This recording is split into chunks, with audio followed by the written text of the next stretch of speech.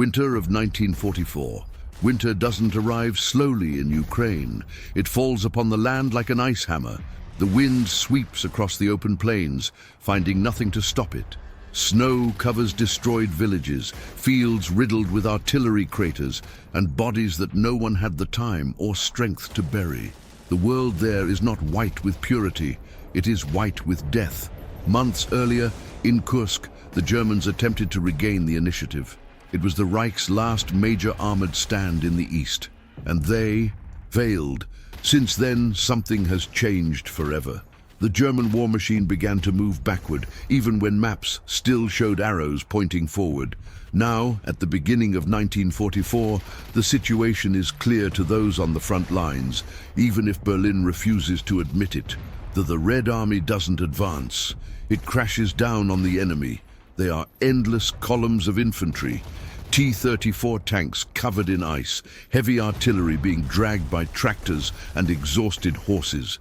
They don't stop, they don't breathe, they don't retreat. To the German soldiers, it seems as if the very earth is pushing the Soviets forward. The defenders are different from 2 years ago. The veterans are dead. The replacements are either too young or too old. Many wear worn uniforms, cracked boots and makeshift gloves. Some hold rifles that once belonged to men who died weeks before. They dig positions in the frozen ground where the shovel strikes as if hitting stone.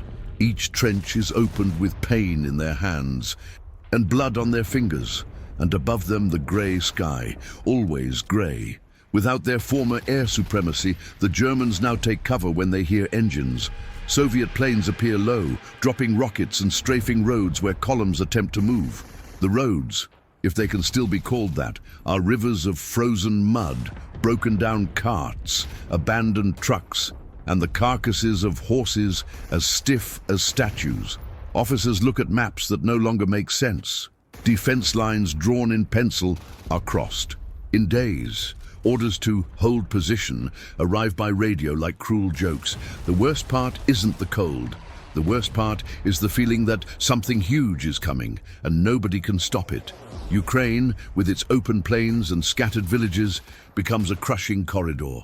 There are no mountains to protect. There are no rivers large enough, only space, and the enemy using every inch of it to push back. Some soldiers still believe it's just another temporary retreat, that Germany will reorganize, counterattack, and turn the tide. But those who have fought since 1941 know the truth that no one dares to say aloud. The tide has turned, and now it's rushing toward them. And in the midst of this tense retreat, these overstretched lines, these rigid orders coming from afar, a dangerous protrusion forms on the map. A piece of the German army projected into Soviet territory like a finger pointing at nothing. A finger that will soon be cut off. Hitler forbids retreat, while the men freeze in the trenches, far away, in rooms heated and illuminated by maps and flags. A decision is made. A decision that disregards the wind cutting their skin, the hunger gnawing at their stomachs, or the constant sound of artillery. The order comes dry, rigid, unquestionable. Hold your position. No steps back. For those on the front lines, these words are not strategy. They are a sentence. The German commanders on the front line see the danger with brutal clarity. The units are scattered. The reserves are few. The flanks are exposed.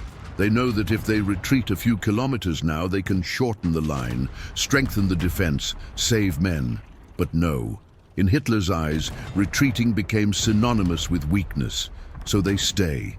They live in villages that are now nothing more than skeletons of burnt wood. They are located on wind-swept hills.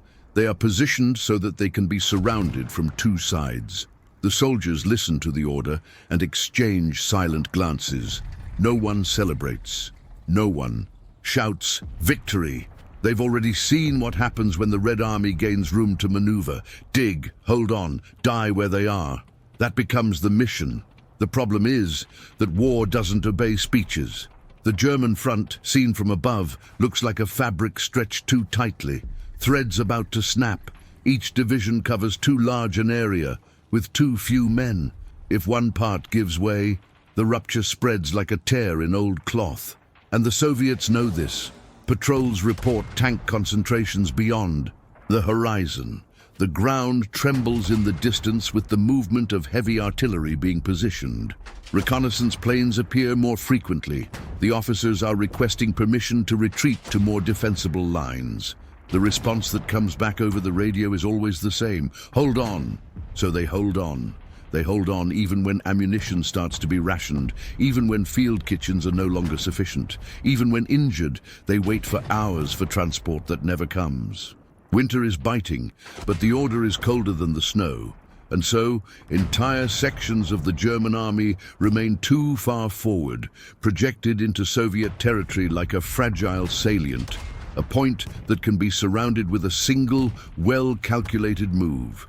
The soldiers don't know the strategic details, but they sense something in the air, the feeling of being in a place where they shouldn't be, fighting for land they cannot hold, waiting for a coup that hasn't come yet, but it's coming, the fatal outgoing. If you looked at the front from above, you would see something dangerous taking shape. The German lines are not straight. They extend into Ukraine at a specific point, forming a deep curve around the cities of Korsun and Cherkassy. It's like a piece of the German army pushed too far forward, a finger pointing to the heart of enemy territory, and fingers can be broken. Inside that promontory are experienced divisions, but weary to the bone. Men who have fought for years, men who have survived the scorching Russian summer, the mud of autumn rains, and now face the worst enemy of all, the unforgiving winter. The positions seem defensible at first glance. Low hills, a few narrow rivers, scattered villages that serve as strongholds. But this is deceiving. The terrain is too open. Long plains allow tanks to advance quickly. There are no major natural barriers to impede a flanking attack, and the flanks are too long. Each unit covers a larger area than it should. The gaps between formations are large.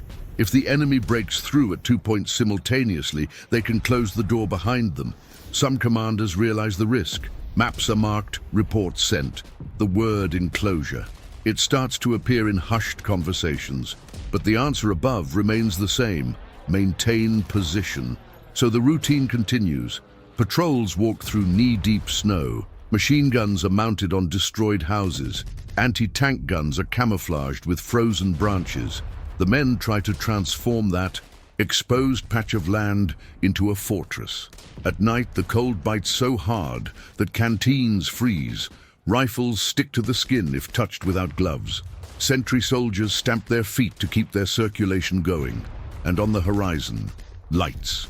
Not from villages, but it's about movement. Soviet columns reposition themselves. Heavy artillery is pushed forward. Tanks are hidden in forests and shallow valleys. All out of immediate range, but close enough. The Red Army is not attacking yet. He's getting ready. Inside the salient, the feeling is strange. It's not constant bombardment. It's not an open offensive. It's worse. It's the silence before the crushing. The Germans inside don't know the exact day, nor the hour. But many feel that cold certainty in the pit of their stomachs. They are too advanced, too exposed, too alone. And when the coup comes, it will come from both sides at the same time. The Soviet coup begins, January 24th, 1944. The attack doesn't begin with a scream. It begins with a thunderclap. Before dawn, when the sky is still a dark band over the snow, the ground trembles. First far away, then too close. In seconds, the entire horizon lights up in orange flashes. As Soviet artillery opens up to attack, hundreds of cannons fire almost simultaneously. The sound doesn't seem like isolated shots. It sounds like a single, continuous roar, as if the sky itself was splitting open. The explosions tear frozen earth, wood, men and weapons from the ground. Trenches collapse. Shelters become graves. Phone lines are cut within minutes. German soldiers wake up not to a sergeant's call, but to dirt falling on their faces. Attack! Attack! The flanks of the salient are the targets, north and south, exactly where the commanders feared. After the artillery comes the next blow. Engine sounds serious, heavy, unmistakable. Tanks. T-34s advance through the snow like iron animals, followed by waves of infantry shrouded in white camouflage. From a distance, they look like shadows moving on the ice. Up close, they are men screaming, shooting, falling. German machine guns begin to respond, tracer rounds streaking through the grey air. Anti-tank guns fire, retreating violently, throwing shrapnel and snow into the air. Some T-34s catch fire, but many more keep coming. There are many, radios crackling, confusing messages. Armored vehicles on the left. We are being overtaken. We need reinforcements. Non-existent reinforcements. In the north, the German lines are beginning to give way under the pressure. In the south, the situation is no better. The offensive is coordinated, precise, overwhelming. It is not a reconnaissance attack. It is a movement to cut off the lines. The wind carries the smell of gunpowder and burnt flesh. Wounded people crawl in the snow, leaving red trails that freeze in minutes. Officers attempt to reorganize makeshift defenses. Platoons become mixed up. Units lose contact with command. Maps become useless because the enemy is already where they shouldn't be. And then comes the most terrifying realization of all. The Soviets are not trying to push the Germans back, they are trying to go around the sides, close the door. The protrusion that seemed like just an advanced position is now a trap slowly closing in, like a steel jaw. Inside it, tens of thousands of men still fight, still believe they can hold on. But outside, two gigantic forces are already racing towards each other, and when they meet, there will be no easy way out anymore. The net is closing in. For days, the sound doesn't stop.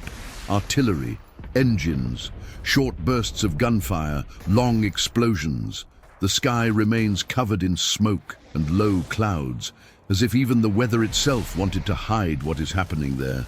Soviet spearheads continue advancing, north and south, ignoring isolated pockets of resistance. They don't want every village, they don't want every hill, they want the space, back of the Germans. And then it happens, near the small town of Zvenigorodka. Soviet armored units that came from opposite directions finally meet. Tanks stop side by side, infantry mingle, signals are exchanged, the ring closes. On the map, it's an almost perfect circle. On the ground, it's the end of the road. Nearly 50,000 to 60,000 German and Allied soldiers. They are now trapped inside what comes to be called Cherkassy Wehrmacht troops, SS, support units, artillery, vehicles, all isolated in the middle of ice-covered Ukraine. At first, many inside don't even realize it immediately. They are still fighting head-on, believing that retreating is still possible. Trucks try to move westward and encounter Soviets where there should be a rearguard. The messengers return breathless. The road is blocked! Radio stations broadcast news that nobody wanted to hear. We are surrounded! The silence that follows that sentence is heavy. It's not immediate panic. It's worse. It's understanding. Some men sit in the snow, just breathing heavily, staring into nothingness. Others begin to dig even deeper, as if they could bury themselves out of the problem. Officers gather maps on the hoods of frozen vehicles. They calculate distances, remaining ammunition, fuel, food. Everything starts to have a deadline. The Soviets don't stop. The ring isn't just a line on the map, it's a living system. Artillery is already being positioned around it. Observers occupy high ground. Roads are being mined. Patrols test German defenses like predators prodding surrounded prey. Inside the pocket, the front line changes shape. There is no longer a clear front line. The enemy can appear from any direction. The cold intensifies even more, as if winter knows that no one is leaving anytime soon. And the question that is beginning to spread among the soldiers is not, are we going to win? And how long can we stand being in here? Winter as an enemy. Once the siege closes in, the world of the soldiers inside the pocket shrinks. There is no horizon anymore. Only snow, smoke, and explosions in the distance. But what begins to destroy humanity doesn't come solely from Soviet weapons. It comes from the air. The cold there isn't discomfort. It's a living, invisible force that seeps into your sleeves, your boots, your breath. At night, the temperature plummets so much that the water in your canteens turns to solid ice. Wounded people lying on the frozen ground feel the pain lessen because their nerves simply stop working. And this is the beginning of the end for many.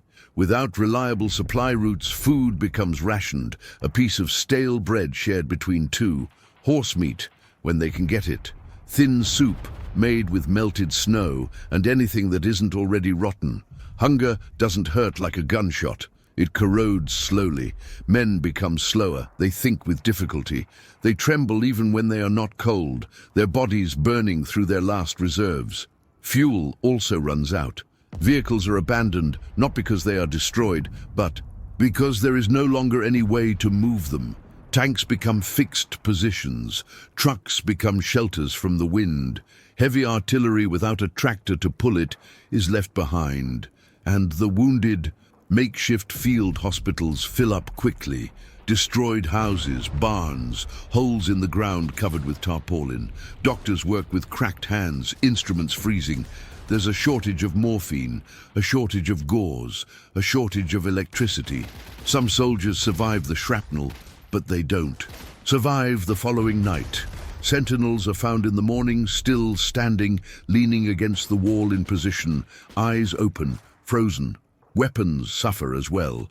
Oil thickens, bolts jam. Machine guns need to be warmed up by hand before firing.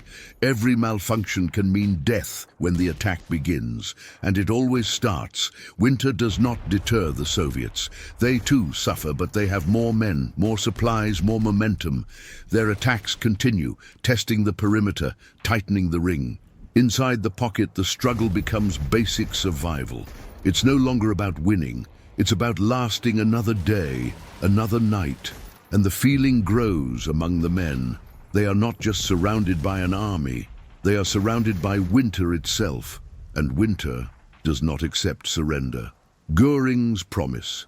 In the heart of the German High Command, where maps were scattered like cobwebs on tables lit by cold lamps, news of the siege of Stalingrad fell like a sharp blade, cutting through the air, thick with cigar smoke and accumulated tension. It was November 1942, and the Sixth Army, commanded by General Friedrich Paulus, found itself trapped in a Soviet iron ring, a pocket of frozen land that housed more than 250,000 souls, soldiers, officers, auxiliaries, all now isolated from the outside world, like castaways in a sea of merciless snow. The question echoed through the halls of Berlin and Rastenburg with the urgency of a stifled cry. How will we keep these men alive in there? How will we feed them, supply them, medicate them while the Russian winter devours them alive? The answer came not from an infantry general accustomed to the mud and blood of the trenches, but from Hermann Göring, the opulent Reichsmarschall of the Luftwaffe, a man whose gleaming uniforms and jewelry collections contrasted grotesquely with the misery unfolding on the Eastern Front. Göring, with his booming voice and confidence inflated by years of aerial victories in the Blitzkrieg, stood like a false prophet, assuring the Führer that his air force could sustain the pocket entirely by air. "I've done it before," he proclaimed, evoking distorted memories of airdrops at Demyansk, where a smaller division had been miraculously rescued under less hostile conditions. The idea was seductively simple, almost elegant in its abstraction. Fleets of Junkers Ju-52s, those robust trimotors nicknamed Aunt Ju, would crisscross the skies laden with boxes of canned bread, 7.92mm ammunition cartridges, gallons of synthetic fuel, and ampules of morphine. Some would land on makeshift runways, like the Pitomnik airfield, dug into the frozen steppe. Others would parachute in supplies, floating like angels of salvation above the chaos below. On paper, on maps meticulously drawn with red and blue lines, everything seemed feasible. An airlift that would defy geography and the enemy, Göring promised 500 tons per day, a constant flow of life injected into the veins of the besieged army. But the Ukrainian winter, that ancient monster of howling winds and temperatures that plunged beyond 30 degrees Celsius, silently laughed at this arrogance. The reality was an abyss of horror. Departure airports, such as Tatsinskaya and Morozovskaya, were hundreds of kilometers away, exposed to Soviet raids that turned runways into smoking craters. The planes, overloaded and ill-equipped for the cold, fought against the ice that accumulated on the wings like a deadly crust, forcing pilots to hammer the surfaces with improvised hammers before takeoff. And the sky. The sky was not a friendly void, but a treacherous battlefield, patrolled by Soviet Yaks and Lavochkins, agile fighters that swooped down like falcons on slow prey, strafing wings and fuselages with 20mm bursts that echoed like distant thunder. Days after the siege closed in, on November 23rd, the first engine roars broke the oppressive silence over the pocket. German soldiers, huddled in their positions, emerged from holes in the snow like hungry ghosts, glazed eyes raised to the grey sky heavy with low clouds. There on the horizon, dark spots appeared, shimmering silhouettes against the veil of snow. "They're coming!" some shouted, voices hoarse from cold and exhaustion, waving numb arms as if they could pull the planes closer. The first Ju-52s broke through the clouds, circling the perimeter with a roar that, for a fleeting instant, injected a spark of hope into hardened hearts. Parachutes blossomed in the air, descending slowly like white petals in an anticipated funeral. Sacks of flour, cans of pork, boxes of grenades. Men rushed through the soft snow, stumbling over frozen ruts to collect these treasures. But oh, how bitter was the taste of disappointment. What arrived was a pathetic crumb. On good days, perhaps 100 tons, a fraction of the 700 needed to keep the army functioning. Many charges fell outside the perimeter into Soviet lines, where Russian laughter echoed as they unpacked German ammunition to use against its own masters. Others shattered on impact, scattering unusable contents in the snow stained with blood and soot. Terror crept in slowly, like the cold that penetrates bones and souls. Each flight was a game of Russian roulette. Soviet anti-aircraft artillery, the dreaded 37mm flak, spewed fire from the ground, turning the air into a web of shrapnel. Pilots, young men with faces aged by fatigue, sweated in icy cockpits, dodging clouds of black smoke, while enemy fighters pursued them. Many planes did not return, shot down in flames, falling like flaming comets onto the steppe, crews screaming into mute microphones as fire licked their skin. Those who landed at Pitomnik faced hell on earth. Runways covered in slippery ice, where planes skidded and collided, exploding in fireballs that illuminated the night like macabre bonfires. Wounded pilots were piled into the holds, groaning in agony, while engines coughed to take off under distant mortar fire. Inside the pocket, the soldiers felt the weight of the lie accumulating. Hunger gnawed at empty stomachs, turning men into skeletal shadows.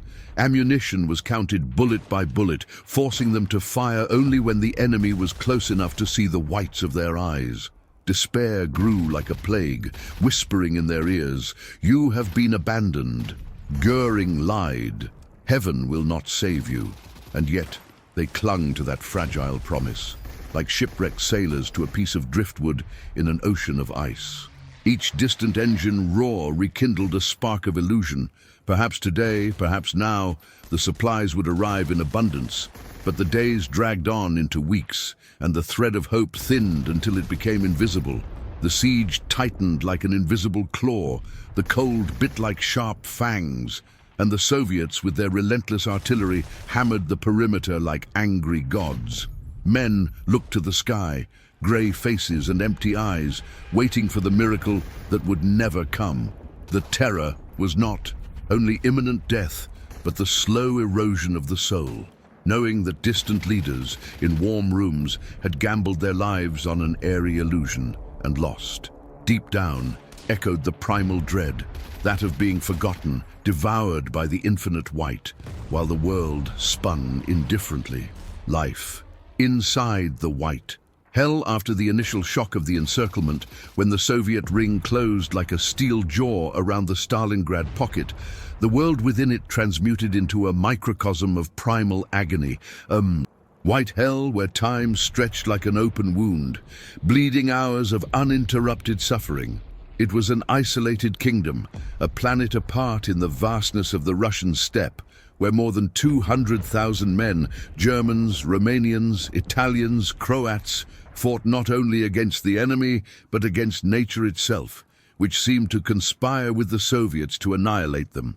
There were no longer clear front lines, nor a safe rear. Every inch of snowy land was a potential battlefield. Every raised village and improvised fortress, every factory ruin a labyrinth of death.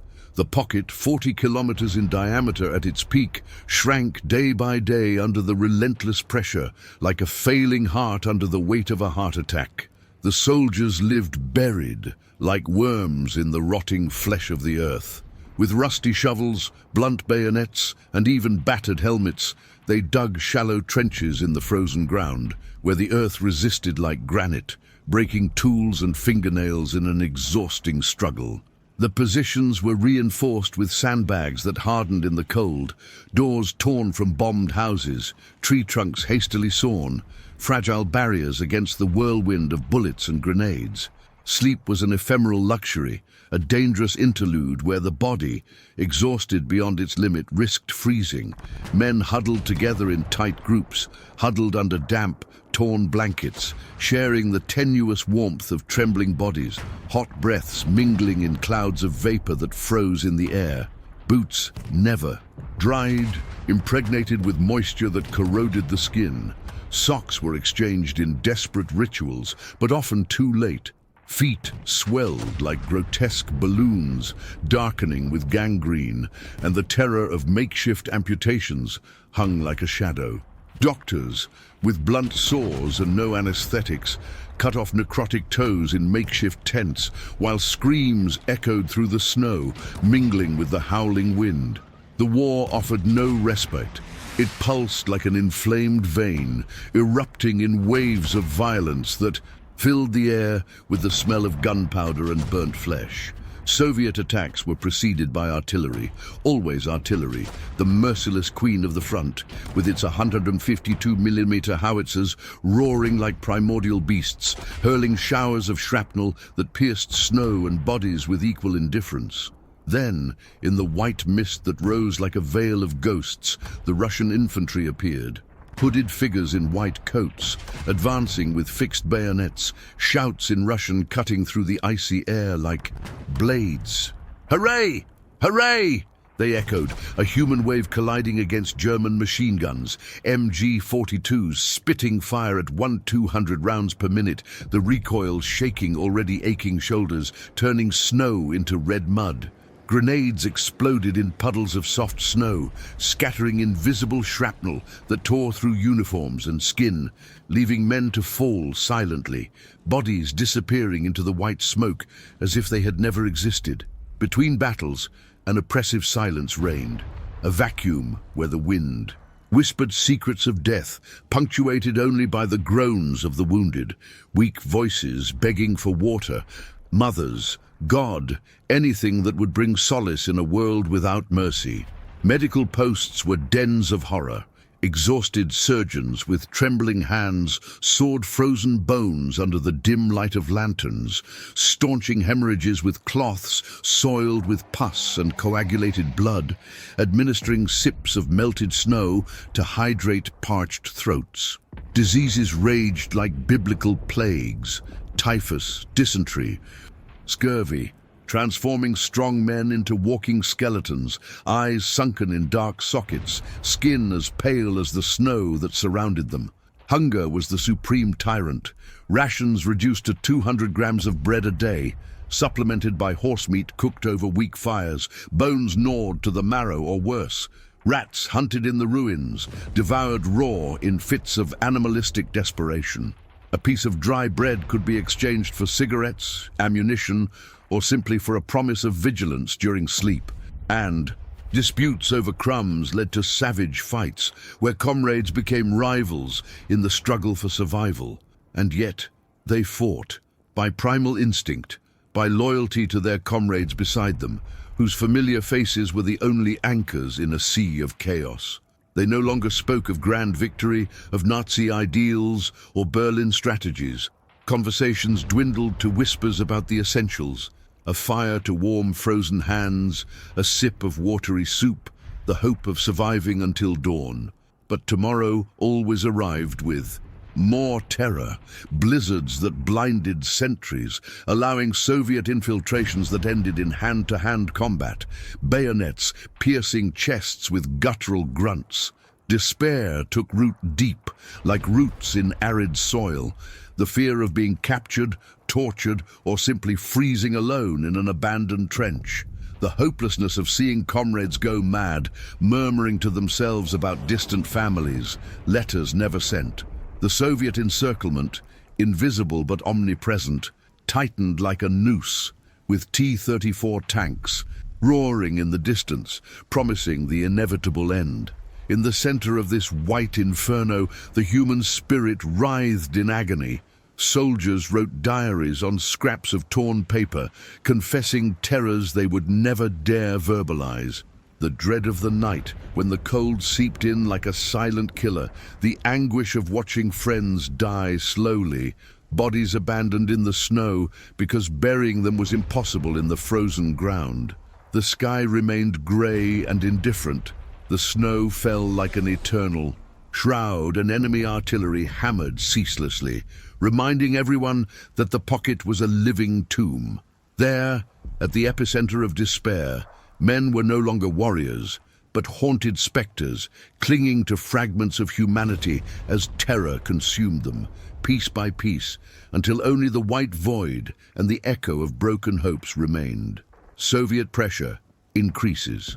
In the initial days of the siege, the shock was palpable, a punch to the gut that left the men of the German Sixth Army stunned, as if the whole world had suddenly turned upside down, transforming conquerors into cornered prey.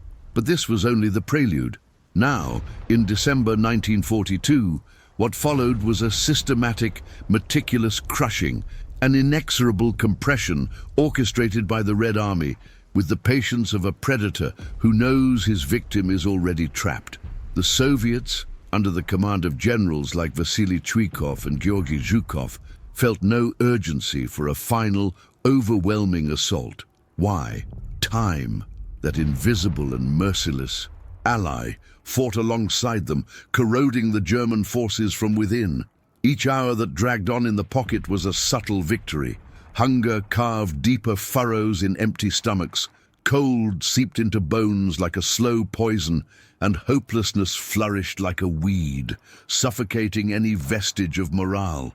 The Russians understood this with the wisdom forged in years of invasions and suffering. They had survived Napoleon in the 19th century, and now they were repeating the lesson against Hitler, letting General Winter do the dirty work while they tightened the noose with surgical precision. Thus, the pressure did not come in a single cataclysmic wave, but in a constant flow, a trickle of terror that accumulated in pools of despair. The Soviet artillery, this orchestra of destruction, drew closer day by day. 122 Mitton and 152 mm guns, towed by noisy tractors over the compacted snow, positioned on surrounding hills that offered panoramic views of the pocket like an amphitheater of death. Soviet observers, wrapped in heavy coats and with binoculars that froze against their wind-reddened faces, adjusted their fire with calculated cruelty, correcting angles and distances by radio, transforming each shot into a precise sentence. It didn't matter the time. Grey dawn, where the sun barely rose like a pale ball on the horizon. Midday, when the snow melted slightly, only to freeze again in treacherous crusts. Or deep night, illuminated only by the ghostly glow of stars reflected in the ice. There was always bombardment, a relentless rhythm that echoed like the heartbeat of an evil giant. These were not mere scattered shots, random like sporadic rain. They were coordinated barrages, waves of fire that swept across the land methodically, moving from position to position like an invisible reaper. Wooden houses, once flimsy shelters for exhausted platoons, evaporated in clouds of dust, wood chips and pulverized bricks, leaving only smoldering craters where Russian families had lived. Before the war devoured everything. Trenches, painstakingly dug into the hard earth, crumbled in avalanches of frozen soil, burying living men who screamed, suffocated under the weight, their comrades frantically digging with bloody fingernails to rescue them, or often to recover only stiff blue bodies. Lines of defense, initially drawn with optimism, needed to be retreated. First meters, then dozens, hundreds, each retreat a bitter admission of weakness, leaving behind abandoned equipment, unburied bodies, and the stench of decomposition mixed with the acrid smell of cordite. The pocket shrank like a wound closing, but instead of healing, it festered with even more agony. In the midst of the thick fog, where wind-blown snow created dancing veils that obscured vision, low, menacing shapes emerged. The Soviet T-34s, legendary tanks with their sloping silhouettes and 76mm guns, suddenly appearing like demons from the steppe. Their diesel engines roared with a guttural thunder. Steel. Tracks crushing downed fences, frozen bushes, and horribly, the bodies of fallen soldiers lying stiff in the snow, turning them into unrecognizable pulp. They fired on the move, turrets spinning with mechanical precision, exploding German machine gun nests in eruptions of fire and twisted metal, while Soviet infantry followed behind, seizing every opening, shouting "Ura!" In unison, a human tide of brown coats and Mosin Nagant rifles seeped through the cracks in the German defenses. The Germans responded with what remained of their fury and ingenuity. Panzerfausts, those portable rocket launchers that spewed armor-piercing projectiles, were fired from makeshift trenches, turning enemy tanks into flaming pyres that illuminated the white landscape with an infernal glow. Pak-40 anti-tank guns, positioned in hasty ambushes, thundered with violent recoil, sending shells that ricocheted or penetrated, leaving Soviet crews screaming in agony inside melted hulls.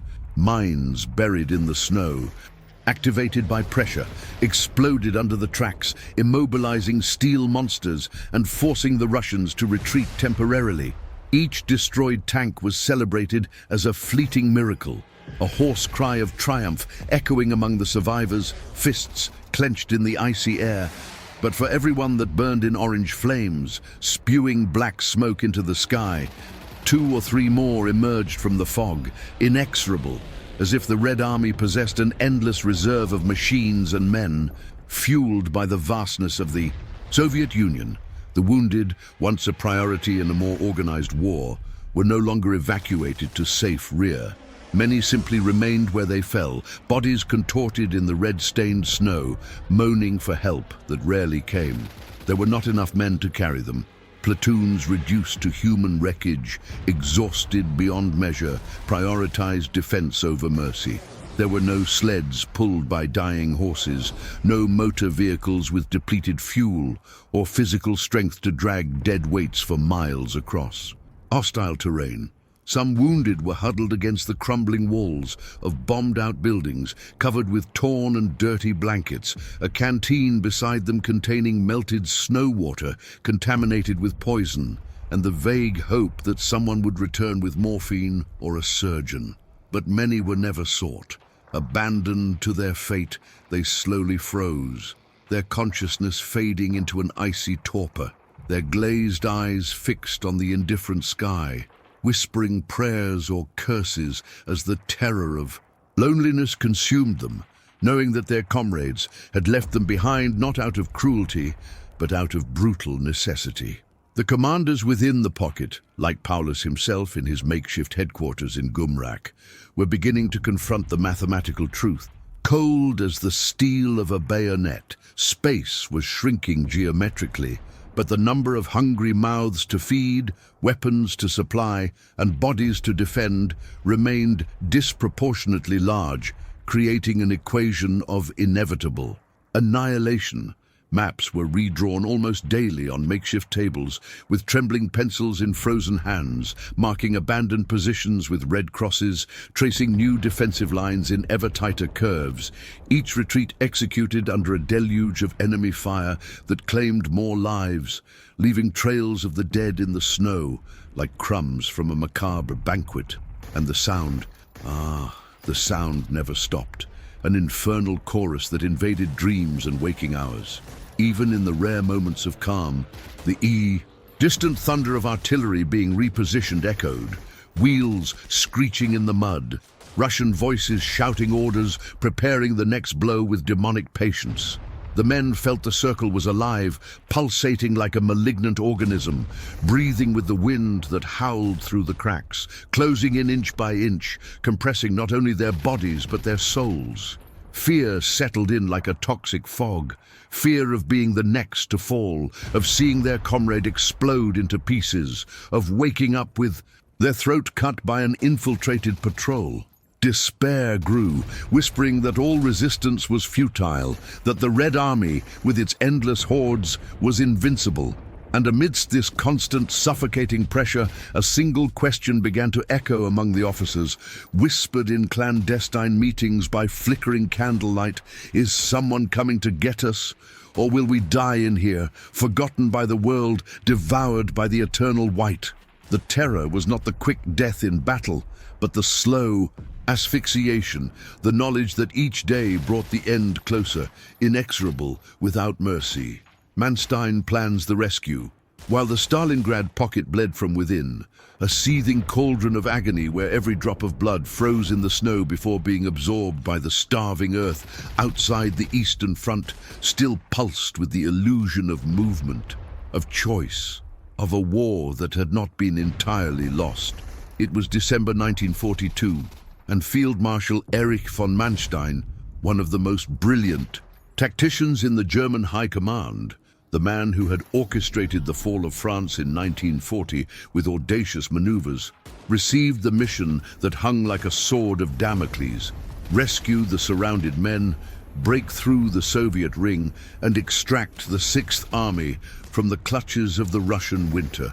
Manstein, with his sharp mind and eyes that seemed to pierce maps like blades, understood the danger better than anyone. He knew that each day of delay meant thousands of lives evaporating in the Korsun pocket, devoured by hunger, cold, and enemy cannons. But he also understood the trap. A hasty attack would be suicide, for the Soviets were no longer the disorganized and poorly equipped enemy of 1941, but a revitalized force, hardened by the heroic defense of Moscow and now armed with mass-produced T-34 tanks from factories beyond the Urals, ready to crush any rescue attempt with lightning-fast counter-offensives. Even so, Manstein gathered what remained of his force, a fragile mosaic of exhausted armored divisions patched together from previous campaigns. The 6th Panzer Division, with its Panthers and Tigers worn down by years of incessant combat. Crews with sunken eyes who had barely had time to rest in damp tents, dreaming of distant homes in Germany. Fuel was counted drop by drop, rationed like a precious elixir, ammunition distributed sparingly, each cartridge a matter of life or death. But they were still mobile forces, capable of striking with speed. And that was all. Manstein possessed in a theater of war where immobility was equivalent to death. The plan, dubbed Operation Wintergewitter, Winter Storm, was simple in its theoretical conception, but brutal in its practical execution. Launch a concentrated assault from the southwest, strike towards the pocket with armored columns, open a narrow corridor through the Soviet lines, and keep it open long enough for those surrounded to escape, carrying wounded and equipment in a chaotic but vital retreat. But the terrain, that capricious traitor, conspired against them. The intermittent thaw, cycles of freezing and melting caused by temperature variations, transformed the compacted snow into a heavy, viscous mud that swallowed wheels and tracks like a living swamp. Roads, once firm trails, became rivers of slippery mud, where tanks bogged down up to their axles, engines groaning in protest as sweaty crews pulled them out with improvised cables and winches, under a low, cloud-laden sky that threatened more snow.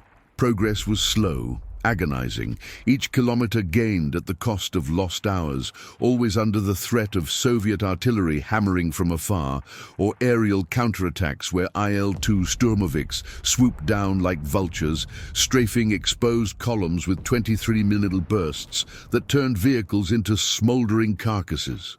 And the Soviets reacted with feline swiftness, anticipating the move like chess masters. Zhukov and his commanders knew the Germans would attempt a rescue.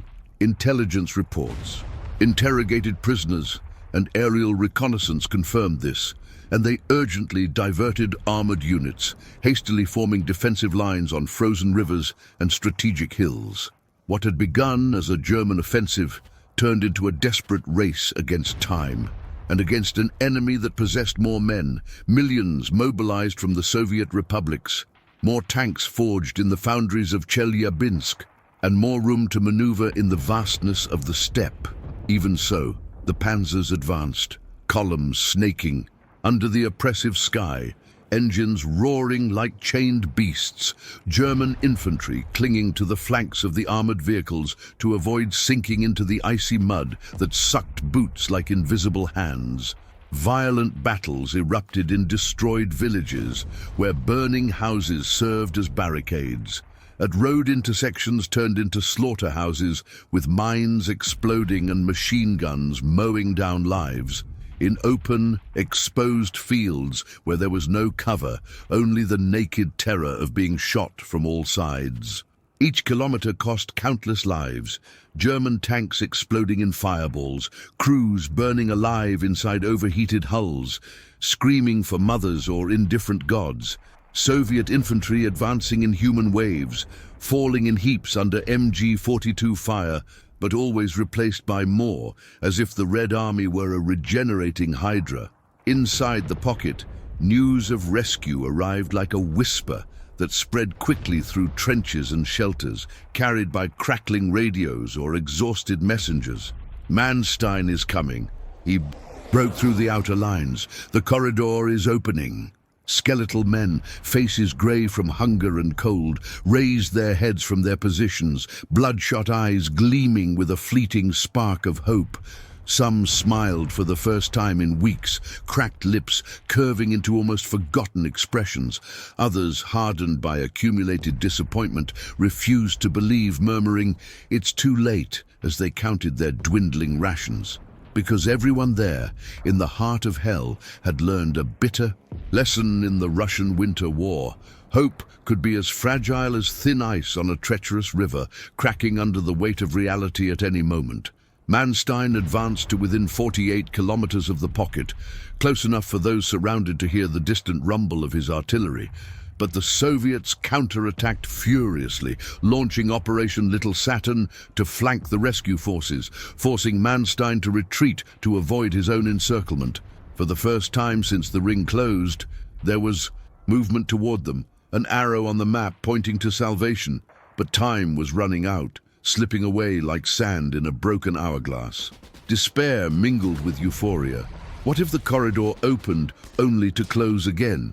What if Manstein failed, leaving them at the mercy of the enemy? The terror was that of a betrayed hope, the worst kind of hope, turning rescue into a fleeting dream that, upon dissipating, would leave only the deepest emptiness. The knowledge that death awaited them not in glorious battle, but in slow and humiliating surrender. The fight to open the door. The advance of Manstein's forces is not a march. It's a fight meter by meter. The tanks emerge from the horizon like dark shadows against the dirty snow, engines roaring, exhausts spewing black smoke into the icy air.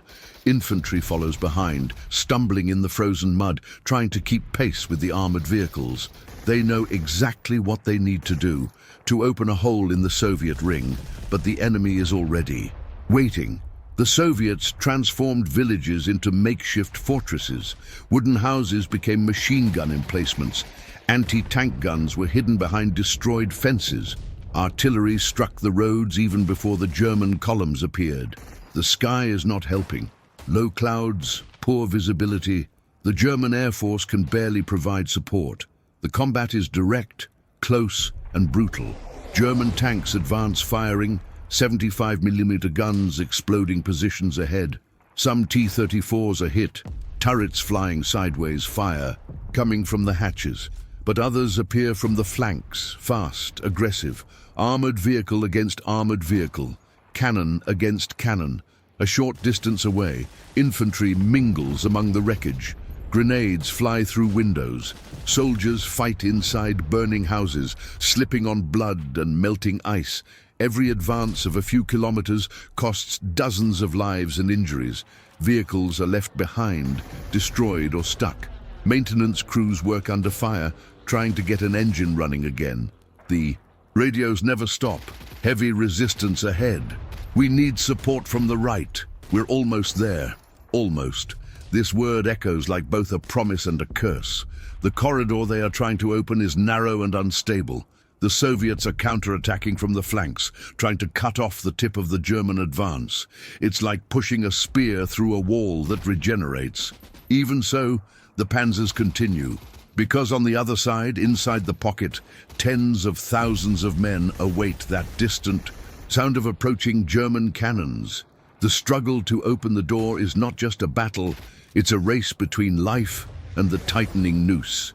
And nobody knows if the opening will last long enough, or it will close again, swallowing everyone up. The breakup order. Inside the pocket, the commanders no longer have any illusions. The lines are too thin, ammunition is scarce. The men are at their physical limit. Space continues to shrink under Soviet pressure.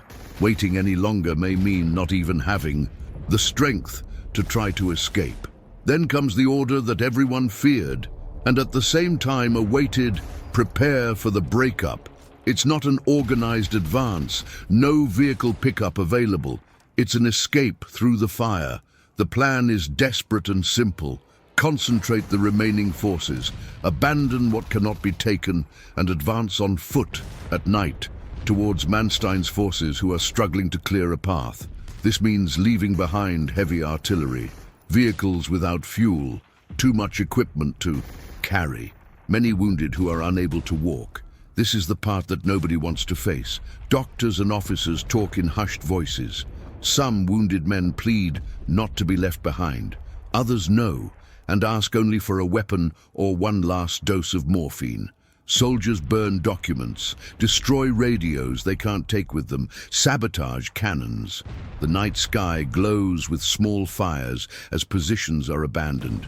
The silence before the march is strange. It's not the silence of peace, it's the silence of maximum tension. Men adjust frozen straps. They mend torn boots with ropes. They check the few remaining cartridges. Many carry only the essentials: rifle, ammunition, a piece of stale bread. The cold bites the face. The snow reflects the little light, making everything too visible. And then they begin to move. Long, disorganized columns, shadows dragging across the white plain. Officers whisper orders. No one shouts. Every sound could attract artillery fire. They don't march like an army. They march like men trying to escape a trap that is already closing in again. Ahead there is combat. Behind them there's the siege. And in the middle, there they are. The order to break off service is not a gesture of force. It's the admission that staying means dying, and that leaving could mean dying in the run. The Death March darkness offers no protection. She only hides her horror until he's too close. The German columns advance through the snow like a disorganized human river. There are no more perfect formations, nor precise distances between units.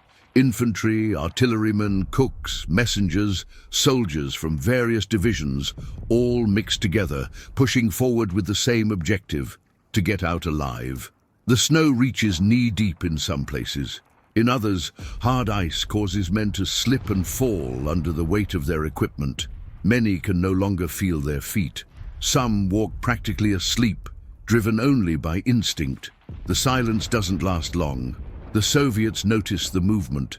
First a few isolated shots, then flares rise into the sky, illuminating the night with a cruel white light. And then it begins. Machine guns open fire from elevated positions. Artillery fires hastily at areas where columns are piling up. Explosions tear through the darkness, hurling men and snow into the air. Shouts replace the silence. Move forward, don't stop. But stopping is easy when someone falls in front of you. The hard part is continuing to drive over bodies that are still moving. Horses pulling supply sleds are hit and collapse, blocking the path. Soldiers use the animals' bodies as cover, firing from behind them. The wounded try to crawl away. Some are pulled by their companions for a few meters, then left behind when the fire intensifies. The advance turns into a brutal shoving match under gunfire. Units get lost. Officers no longer know who they command. The objective is simply to keep going in the right direction, where they say Manstein's forces are. The cold continues to kill, even in the midst of combat. Sweaty men freeze when they stop for seconds. Warm blood falls on the snow and turns into a dark crust almost instantly. Still, they continue, because behind them, the Soviet ring is closing again. Ahead, the hope of a runner. The death march is not organized. It's not heroic. It is a multitude of exhausted men crossing a field of fire, knowing that each step could be their last. And the worst obstacle is still ahead. O Rio Gniloi Tikic after. Hours that felt like days. The news spread through the column. The river is ahead. The rotten Tikicits, not as wide as the great rivers of Russia. In normal times it would be just another obstacle. But now, in the middle of the night, under enemy fire, and with men exhausted to their limits, it transforms into a deadly barrier. The banks are steep, slippery with ice and frozen mud. The water runs dark between patches of broken ice. In some places, it seems solid. In others, the current is strong enough to drag a man with full equipment. And the Soviets are already there. Machine guns fire from the heights. Rockets illuminate the scene, transforming the crossing into a brightly lit stage for death. There are no intact bridges, so the men go down anyway. Some try to cross using hastily thrown logs. Others wade into the water up to their waists, holding rifles above their heads. The shock of the cold is like being stabbed in the chest. Air escapes from the lungs, muscles seize up. Men slip on the banks and fall on top of each other. The wounded are trampled. Shouts mingle with the sound of gunshots and water crashing on ice. Many who manage to reach the middle realize too late that the ice cannot hold. It breaks with a dry crack, and men disappear into the black water, too heavy to climb ashore with boots, weapons, and backpacks. Some try to help. They get pulled along too. On the other side, those who manage to climb up crawl through the frozen mud, coughing, trembling, barely able to hold their weapons. But they continue, because stopping there means freezing to death. The crossing is not a military maneuver. It's a human disaster in slow motion. But despite the fire, the icy water, and the chaos, groups continue to manage to cross. Small groups, scattered, disorganized, but alive. Every man who reaches the other side feels no sense of victory. Just feel the simple and brutal fact. He is not dead yet. And ahead, in the darkness beyond the river, are the German. Horses trying to keep the corridor open. One last step still needs to be taken. Survivors, but at what price? When the first groups cross the river and stagger forward through the snow, they do not find an organized army waiting for them. They encounter combat. Manstein's forces are still fighting to keep the corridor open under constant Soviet pressure. Tanks burn in the fields. Artillery fires almost point blank. Doctors work alongside the front line because there is no real rear. And then the two worlds meet. Men who come from outside, still with some structure, see what remains of the pocket. Soldiers with torn uniforms, sunken faces, frozen beards, empty eyes.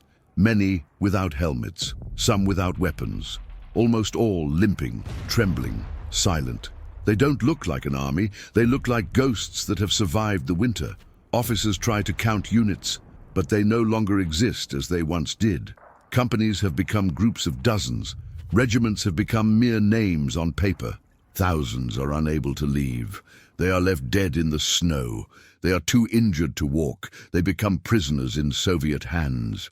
The Cherkassy Pocket doesn't end with flags being raised, but with a bloody retreat that saves some of the troops, at the cost of losses that Germany can no longer replace. And that's the most important point. The German army still shows that it can fight, organize a rescue, and escape a nearly complete siege. Tactically, many call it a partial success. But strategically, that's a different story. Every man lost there is a veteran who will be difficult to replace. Every abandoned tank is a blow to a war machine that is already weakening. The Red Army continues to advance. The tide did not turn back. It was just a little delayed. The survivors move behind the lines, wrapped in blankets, receiving hot soup, many without speaking a word. Some look at their hands as if they can't believe they are still alive. They escaped from the pocket. They escaped the winter. They escaped the siege. But they left behind friends, entire units, and the last illusion that the war in the east could still be controlled. What happened in Cherkassy was not just a battle. It was a warning in the form of an ice storm. The war was crushing Germany, man by man. After the gunfire dies down and the front moves west, the battlefield recedes into the distance, silent, white, almost beautiful. But beneath the snow lie the remains of what was one of the most desperate escapes of the war. Frozen vehicle wreckage, abandoned cannons pointing nowhere, half-buried helmets, bodies that the spring thaw would reveal weeks later. For the German High Command, Cherkassy becomes a report. Numbers of losses, reduced units, destroyed material. For propaganda, a successful withdrawal under difficult circumstances. But for those who were there, it's a different story. It's the sound of artillery echoing in my head, even in silence. It's a cold that never seems to leave your bones. It is the memory of men left in the snow, pleading for help that could not be given. The survivors carry that with them for the rest of their lives. Militarily, the escape shows that the German army was still capable of maneuvering, still had capable leaders, and could still fight its way out of a siege. But the price is too high. Germany no longer has an infinite supply of human resources. Every pocket of resistance, every bloody retreat, every defensive success consumes experienced men who do not return. And the Red Army learns something important. The enemy can escape, but it's getting weaker each time. Cherkassy doesn't decide the war, but it's a clear sign of what's to come. The Eastern Front is no longer a line that moves back and forth.